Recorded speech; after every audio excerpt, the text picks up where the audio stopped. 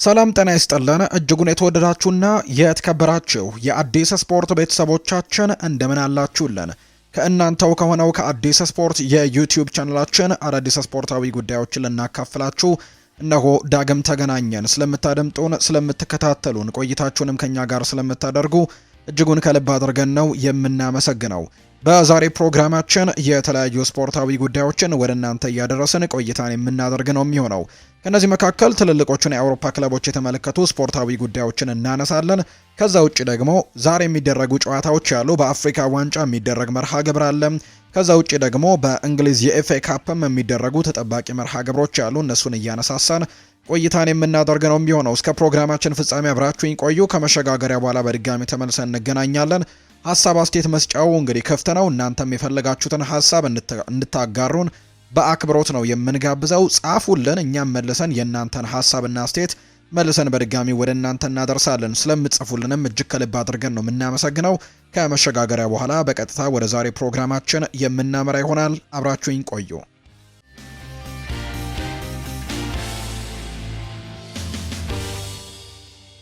ወደ ቀዳሚው ጉዳያችን እናምራ። የአፍሪካ ጉዳዮችን በማስቀደም ነው የዛሬ ፕሮግራማችንን የምንጀምረው። ዛሬ የሚደረጉ የጥሎ ማለፍ ጨዋታዎች አሉ፣ የሩብ ፍጻሜ ጨዋታዎች ናቸው ዛሬ የሚደረጉት። ከዛ በፊት ግን አንዳንድ ጉዳዮችን እናንሳ።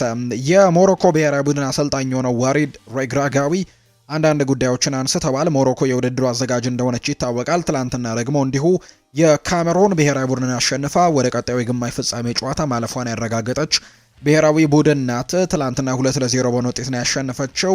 ልማደኛው ብራሂም ዲያስ ትላንትናም ጎል ማስቆጠሩ ይታወሳል። ነገር ግን ከጨዋታ በኋላ በተነሱ በርከት ያሉ ሀሳቦች ግን ሞሮኮ የዳኝነት ድጋፍን አግኝታለች የሚሉ አይነት ሀሳቦች በርካቶች እያነሱ ይገኛሉና ከዚህ ጋር በተያዘም የሞሮኮ ብሔራዊ ቡድን አሰልጣኝ የሆነው ዋሊድ ሀሳቡን አጋርቷል። ዳኞች ሰው እኛ እየተጠቀምን እንደሆነ እንዲያምኑ ማድረግ ይፈልጋሉ ብሏል። ዋሊድ ሬግራጋዊ ሲናገሩ፣ የሞሮኮ ብሔራዊ ቡድን አሰልጣኝ ሲናገሩ ቡድናቸው በአፍሪካ ዋንጫ እያስመዘገበ የሚገኘው ድል የሚገባው መሆኑን ነው የተናገሩት። ስለ ዳኝነት የተጠየቁት አሰልጣኝ ወሊድ እነርሱ ሰዎች፣ እኛ ደግሞ የተለየ እንክብካቤ እየተደረገልን እንደሆነ እንደሚያምኑ ማድረግ ይፈልጋሉ ሲሉ ነው የገለጹት። ሁሉም ያስመዘገብናቸው ድሎች ይገቡናል ያሉት አሰልጣኙ ብቸኛው እኛ በዚህ አፍሪካ ዋንጫ እየተጠቀምን የምንገኘው ብቸኛው ነገር 65,000 ደጋፊዎች ፊት መጫወታችን ነው። የራሳችን ደጋፊዎች ፊት መጫወታችን ያ ትልቁ ብቸኛው ድጋፍ እየተደረገልን የሚገኘው ጉዳይ ነው እንጂ በሌሎች ነገሮች ግን የተደረገልን አንድም ነገር የለም። ይሄ ብሔራዊ ቡድን እያሸነፈ የሚገኘው በራሱ ጥንካሬ ነው። ይህንንም ነገር እናጠናክራለን ሲልም ጭምር ነው እየተናገረም የሚገኘው አሰልጣኙና እንግዲህ ይህ ብሔራዊ ቡድን በተለይ በዘንድሮው የውድድር ዓመት የአፍሪካ ዋንጫውን ለማሸነፍ ትልቅ ግምት ከተሰጣቸው ብሔራዊ ቡድኖች መካከልም አንደኛው እንደሆነ ጭምር ነው እየተገለጸ የሚገኘው። ሌላኛው የምናነሳው ጉዳይ ብዙዎች እኛ በተሰጠን ድጋፍ ቀንተዋል ብለዋል። የግብጽ ብሔራዊ ቡድን አሰልጣኝ የሆኑት ሆሳም ሐሰን ናቸው ይህንን ሀሳብ የሰጡት። የግብፁ አሰልጣኝ ሆሳም ሐሰን የአፍሪካ ዋንጫ ውድድር ለመካሄድ ከሞሮኮ የተሻለ ቦታ የለም በማለት ነው ዝግጅቱን ያደነቁት።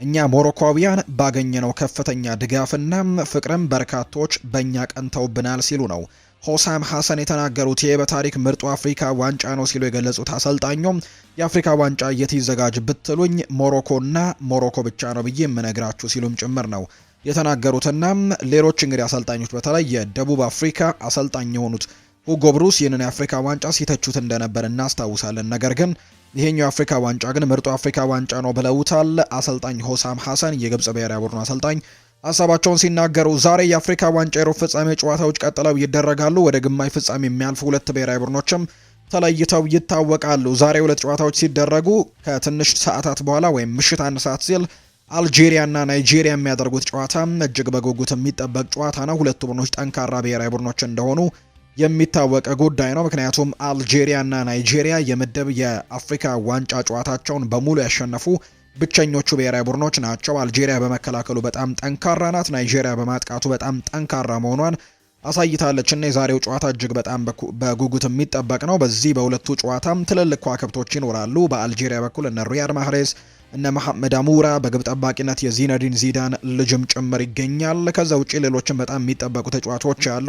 በናይጄሪያ በኩል እነ ቪክተር ኦስሜን፣ አዶሜላ ሉክመን፣ እነ ዊልፍሬድ እንዲዲ እና ሌሎችም እነ ኢዎቢ ጭምር በርከት ያሉ ከዋክብቶችን የያዘው ብሔራዊ ቡድኖች ናቸውና ምሽት 1 ሰዓት ሲል ትልቅ ፉክክር እንመለከታለን ተብሎ ነው የሚታሰበው። ሌላኛው ልክ ምሽት 4 ሰዓት ሲል ግብጽና አይቮሪ ኮስት የሚያደርጉት ጨዋታ እንዲሁ ይጠበቃል። ይህ ጨዋታ ምሽት 4 ሰዓት ሲል ነው የሚደረገው። ሁለቱም ብሔራዊ ቡድኖች ጠንካራ መሆናቸውን አስመስክረዋል። በተለይ አይቮሪ ኮስት በዚህ የአፍሪካ ዋንጫ ላይ የአምናው አሸናፊ ያለፈው ውድድር አሸናፊ እንደሆነች ይታወሳል። ከዛ ውጪ ዘንድሮ ጠንካራ ተሳትፎንም እያደረገች ነውና የዛሬው ጨዋታ በጣም በጉጉት የሚጠበቁ ጨዋታዎች ነው የሚሆኑት። ዛሬ የሚደረጉ የኤፍኤ ካፕ ጨዋታዎችን እንመልከት። በሌሎችም የአውሮፓ ታላላቅ ሊጎች የሚደረጉ ጨዋታዎች እንዳሉ ይታወቃል። ነገር ግን ከኤፍኤ ካፕ ጨዋታዎችን ጀምር። ዛሬ የሚደረጉ በጣም በርከት ያሉ ጨዋታዎች ናቸው የሚደረጉት። እኛ ስቱዲዮ በገባንበት ሰዓት ጭምር በኤፍኤ ካፑ እየተደረጉ የሚገኙ መርሃ ግብሮች እንዳሉ ነው የተመለከትነው። ከነዚህ መካከል ዛሬ ከሚደረጉት ጨዋታዎች መካከል በጉጉት ከሚጠበቁት መርሃ ግብሮች ማለት ነው ማንቸስተር ሲቲ የሚያደርገው መርሃ ግብር ዛሬ ከሚጠበቁት ጨዋታዎች መካከል አንደኛው ነው። ዛሬ ማንቸስተር ሲቲ ጨዋታውን የሚያደርገው ደግሞ ከኤክስተር ጋር ነው የሚሆነው። ይህ ጨዋታ ምሽት 12 ሰዓት ሲል የሚደረግ መርሃ ግብር ነው። ብሬንትፈርድና ሼፊልድ ዌንስዴይ ይጫወታሉ። ኒውካስል ዩናይትድ እና ቦርንመዝ የሚያደርጉት መርሃ ግብርም እንዲሁ ይጠበቃል። ፉልሃምና ሚድልስ ቦሮም ጨዋታቸውን ያደርጋሉ። በርንሌ ደግሞ ከሚልዎል ጋር ነው መርሃ ግብሩን የሚያደርገው። ከዛ ውጭ ግን ምሽት ላይ ሁለት ጨዋታዎች ተጠባቂ ናቸው። ቶትናም ሆትስፐርስ ከአስተን ቪላ እንዲሁ ደግሞ ቻርልተን አትሌቲክ ከቼልሲ ጋር የሚያደርጓቸው መርሃ ግብሮች ዛሬ የሚጠበቁ የእንግሊዝ የኤፍኤ ካፕ መርሃ ግብሮች እንደሆኑ ነው የተገለጸው። በዚሁ አርሰናልን የተመለከቱ መረጃዎችን እንንገራችሁ። የጋብሪኤል ማጋሌሽ እና የዊሊያም ሳሊባ ጥምረት የፕሪሚየር ሊጉን ዋንጫ ማሳካት ከቻሉ የፕሪሚየር ሊጉ ምርጡ የመሃል ተከላካይ ጥምረት ማለት እንችላለን ወይ የሚል ጥያቄ ቀርቦለት ነበር። ለቀድሞ የአርሰናል የተከላካይ ስፍራ ተጫዋች ነው ለሶል ካምቤል ነው የጥያቄ ቀረበለት። በአቅም ከሆነ አዎ የአርሰናል ምርጡ ጥምረት ነው፣ በፕሪሚየር ሊጉ ካየናቸው መካከልም አንዱ ጥምረት ነው። ነገር ግን አቅም ብቻ በቂ አይደለም፣ ዋንጫዎችን ማሸነፍ መቻል አለብን ሲልም ጭምር ነው የተናገረው። ሶል ካምቤልም ስለ ኤዜ እንዲሁ ጥያቄ ቀርቦለታል። እሱ በትክክለኛው ቡድን ያለው እድሉን መጠበቅ አለበት፣ ምክንያቱም ወደ ቡድኑ ስትገባ ዋጋ ትከፍላለህ፣ እንደ ቀላል ቦታ አታገኝም። ለኔ ሚኬል አርቴታ ፉክክር እየፈጠረ ነው በተጫዋቾች መካከልም፣ ይህ ነገር ደግሞ ስኬትን ያመጣል። የሚያሳዩት አቋም ምንም ይሁን ምንም እያንዳንዱ ተጫዋች እያንዳንዱ ጨዋታ እንደሚጀምሩ ካወቁ ያ ጤናማ አይደለም። አርቴታ በሁሉም ቦታ ፉክክር እንዲኖር ይፈልጋል፣ ተጫዋቾችም ለቦታቸው እንዲታገሉ ይፈልጋል። አርቴታ እየፈጠረው ይህንን ነው። ይህ ደግሞ በጣም አሪፉ መንገድ ነው። ሁሉም ለመጫወት እንዲራቡ ያስፈልጋል። ሁሉም ተጫዋቾች እንዲከበር ይፈልጋል። ወደ ቡድኑ ለመግባት የሆነ ነገር ማሳየት አለብም።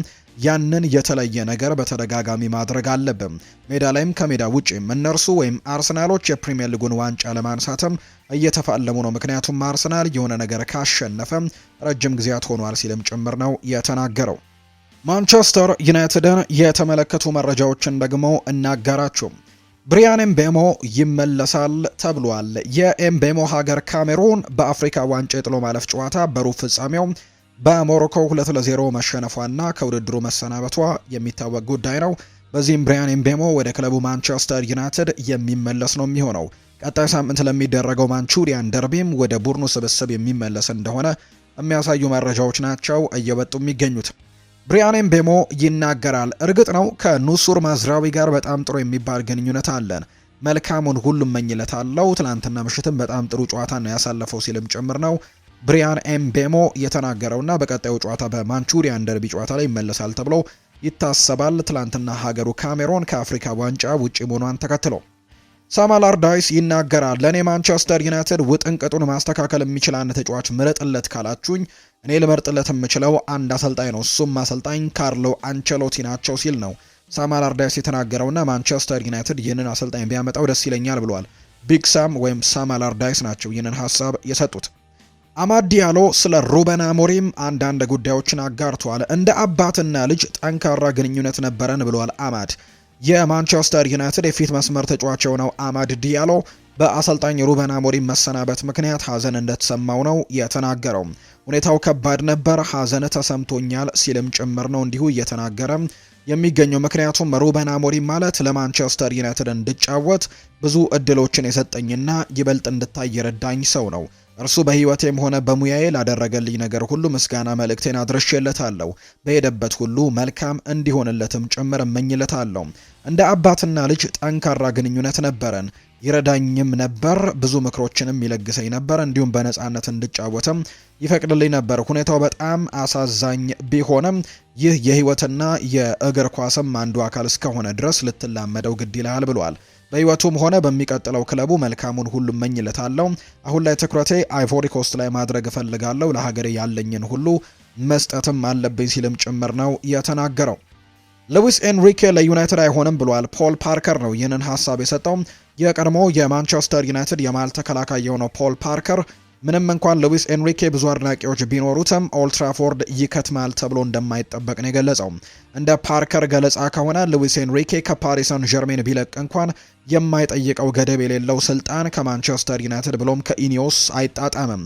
ሲጀመር ኤንሪኬ ከፓሪስ ሰን ዠርሜን አይለቅም በማለትም ንግግሩን የጀመረው ፓርከር ለማንቸስተር ዩናይትድ የማይሆን አሰልጣኝ ነው ሲልም ጭምር ነው የተናገረው።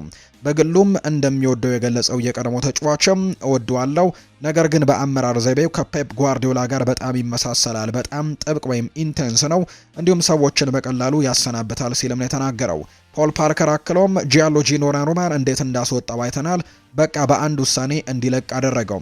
ይህ ግን በማንቸስተር ዩናይትድ አይሰራም። በዩናይትድ ውስጥ እንዲህ አይነት ነገር ማድረግ የሚቻልበት ምንም አይነት መንገድ የለም። እሱ የሚፈልገው ገደብ የሌለው ስልጣንን አይሰጡትም።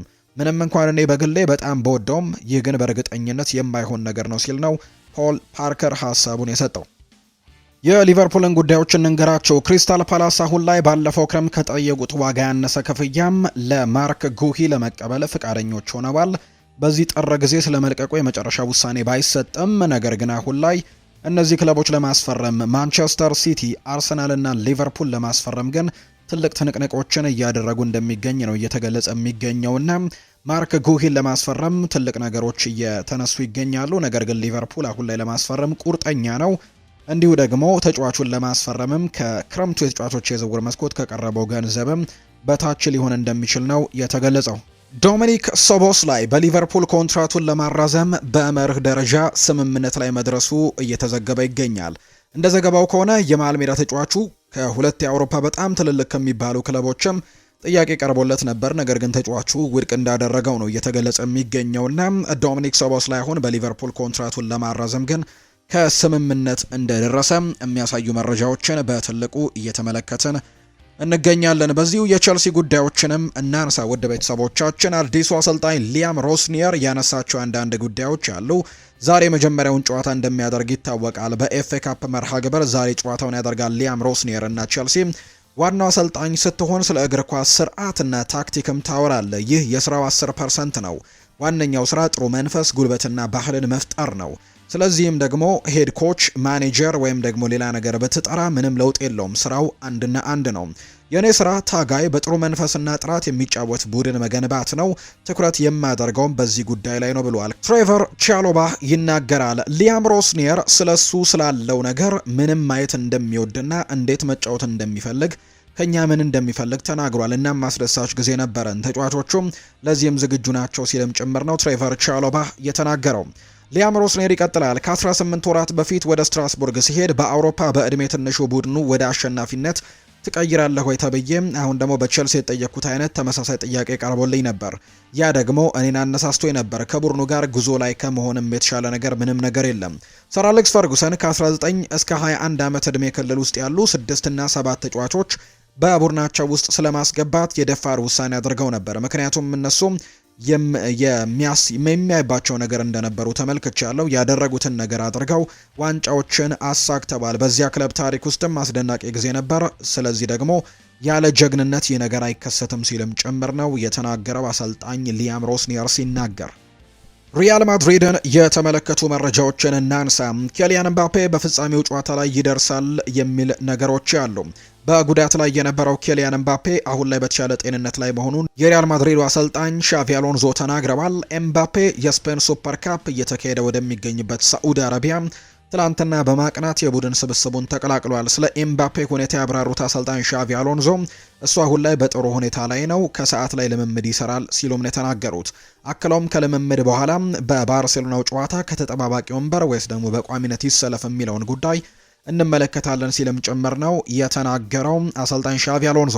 ሻቪ አሎንዞ በሪያል ማድሪድ ውስጥ አንድ መሰረታዊ ህግን ተረድቷል። ይህም ነገሮች ሲበላሹ ቡድኑና ተጫዋቾቹን ለመጠበቅ ጋሻውን መምዘዝ እንዳለበት ነው።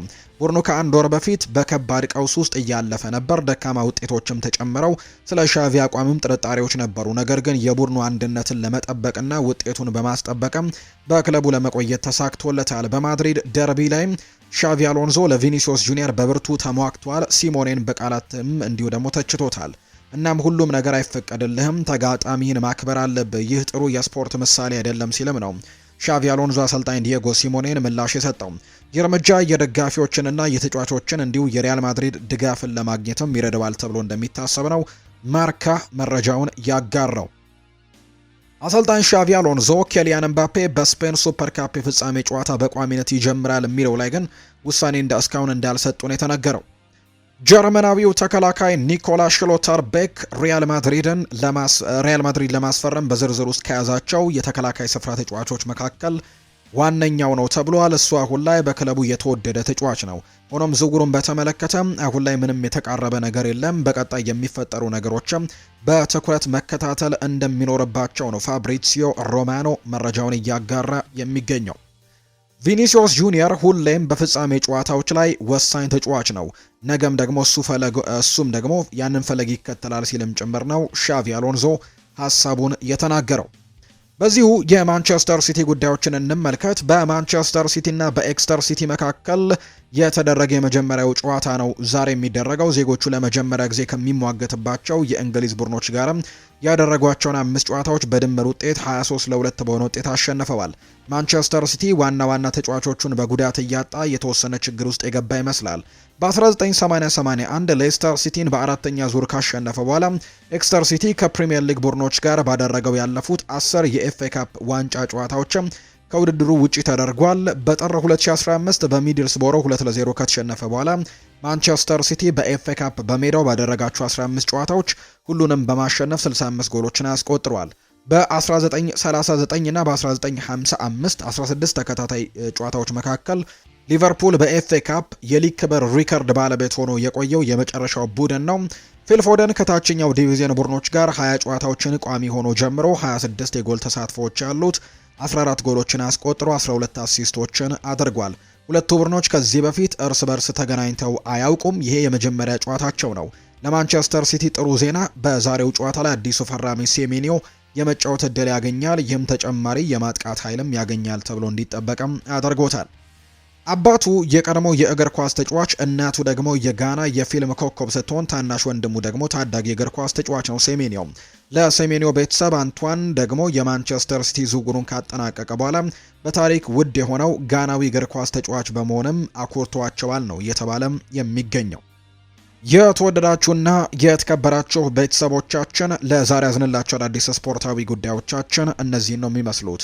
ስላደመጣችሁን፣ ስለተከታተላችሁን፣ ቆይታችሁን ከኛ ጋርም ስላደረጋችሁ እጅጉን ከልብ አድርገን ነው የምናመሰግነው። ፉአድ ባህሩ የዛሬውን ፕሮግራም እየመራው ከእናንተ ጋር ቆይታን አድርጌያለሁ።